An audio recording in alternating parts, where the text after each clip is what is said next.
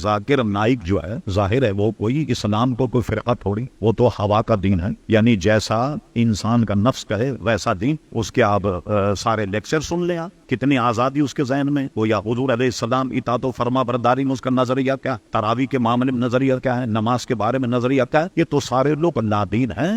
ان سب سے یہ ہوا ذاکر نائک اور غامدی وغیرہ، یہ سارے گمراہ فرقے کے لوگ ہیں، ان سے بچا جائے۔ صرف میں ایک آیت کوٹ کر کے آپ کو بتاتا ہوں، اگر اسلام اتنا ہی ہوتا نا کہ صرف قرآن اور سنت، اس کے علاوہ کچھ نہیں، جیسے لوگ کہتے ہیں، حالانکہ یہ نظریہ خود قرآن کے بھی خلاف، اطیع اللہ اطیع الرسول و اولی الامر منکم، اطاعت کرو اللہ کی، اس کے رسول کی، اور اولی الامر منکم، جو تم میں صاحب امر ہیں۔ تو صاحب امر کون ہے؟ اعلیٰ حضرت فاضل بریلوی سے سوال کیا گیا تو آپ کے ملفوظات میں یہ جواب اعلیٰ حضرت نے فرمایا، اس دور میں چونکہ امیر المومنین نہیں، اسلامی بادشاہ نہیں، اولی الامر سے مراد علماء حقانین ہے کہ اللہ کی ساتھ کرو، اس کے رسول کی کرو، اولی الامر منکم، جو تمہارے زمانے کے حقانی علماء ہے ان کی اطاعت کرو۔ اب قرآن کی آیت بھی سن لی، فرمایا اہدنا الصراط المستقیم۔ اعلیٰ حضرت ترجمہ یہ کیا، دکھا ہمیں سیدھا راستہ نہیں، بلکہ اللہ نے ہمیں الحمدللہ سیدھا راستہ عطا فرمایا۔ ترجمہ یہ کیا، چلا ہمیں سیدھا راستہ۔ کیا مطلب ہوا کہ اللہ تعالیٰ اپنے کرم سے تو نے سیدھا راستہ تو عطا فرما دیا، اب اس میں ہمیشگی عطا فرما، ہمیشہ اس راستے پر چلا۔ اگر یہاں یہ ہوتا کہ وہ راستہ جو قرآن اور سنت کا وہ بھی حق ہے، لیکن یہاں کیوں نہیں بیان ہے، بلکہ کیا فرمایا، صراط الذین انعمت علیہم، وہ راستہ جس پر تیرے انعام یافتہ بندے۔ اب دیکھیے آپ پوری سیریز بتا دی اللہ تعالیٰ نے، انعام یافتہ بندے کون ہیں؟ امام اعظم ہیں، حضرت غوث اعظم ہیں، حضرت سرکار نقشبند ہیں، سرکار سہرورد ہیں، خواجہ غریب نواز ہیں، داتا گنج علی اجمیری۔ بھئی یہ کوئی انکار کر سکتا ہے؟ انعام یافتہ بندے نہیں؟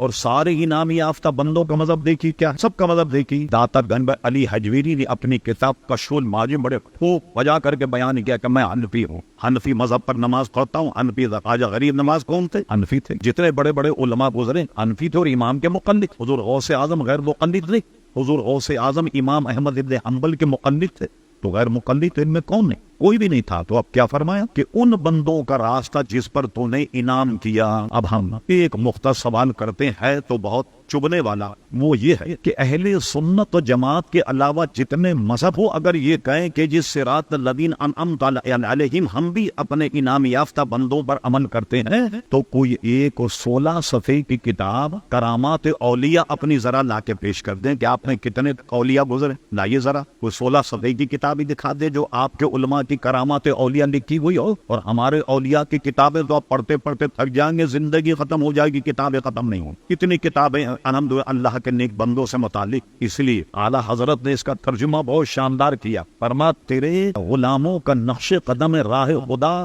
وہ کیا بہک سکے جو یہ سراغ لے کے چلے۔ یہ راز جس کو معلوم ہو جائے وہ کبھی آدمی گمراہ نہیں ہوگا، جو بزرگوں سے وابستہ رہے اور بزرگوں کے نقش قدم پر عمل کرے۔ یہ سارے گمراہ فرقے ان سے ہم کو بچائیں۔ لوگ کہتے ہیں عموماً، ارے مولانا یار کی یاری سے کام، یار کی کرنی سے کام، ہم تو خالی سنتے ہیں، کیا ہوا؟ تو بھائی یہ جتنے بے دین بنے یہ سن کے ہی بنے نا، یہ ان کی صحبت میں تو بنے یا نہیں بنے؟ ان کے پاس بیٹھنے، ان کی گفتگو سنیں، ان کے لیکچر سنیں، ان کے درس سنیں تو اپنے مذہب سے برگشتہ ہوگا۔ تو یہ کیسے بنے؟ کوئی آسمان سے مرزا غلام احمد قادیانی آسمان سے امت کو لے کے آئے، مسٹر پرویز کے آسمان سے لے کر کے آئے، یہ اہل حدیث کے آسمان سے نازل ہوئے۔ ہمارے آپ جیسے لوگ ان کی صحبت میں بیٹھے تو کیا ہوا؟ نہ ادھر کے رہے نہ ادھر کے رہے۔ مولانا روم نے فرمایا وہی حال ایسے لوگوں کا ہو گیا۔ مولانا روم کہتے مینڈک اور چوہے میں بڑی دوستی، تو دونوں نے ایک مرتبہ میٹنگ کی، کہنے کہ بھائی چوہے نے کہ میں اوپر سے تمہیں آواز دیتا رہا، تم ہوتی ہو پانی، ملاقات ہی نہیں ہو۔ اور مینڈک نے کہا کہ میں تمہارے دل کے اوپر چتر پٹ کرتی ہوں اور تمہیں اندر تک آواز نہیں ہوتی، تو ملاقات نہیں ہوتی، ان کا کیا کرنا چاہیے؟ چوہے نے کہا میں ایک دھاگا لے کر کے آتا ہوں۔ یہ مولانا روم نے ہمیں سمجھانے کے لیے لکھا، کوئی یہ پہلی کتاب کا لطیفہ نہیں۔ چوہے نے کہا ایک دھاگا لے کے آتا ہوں،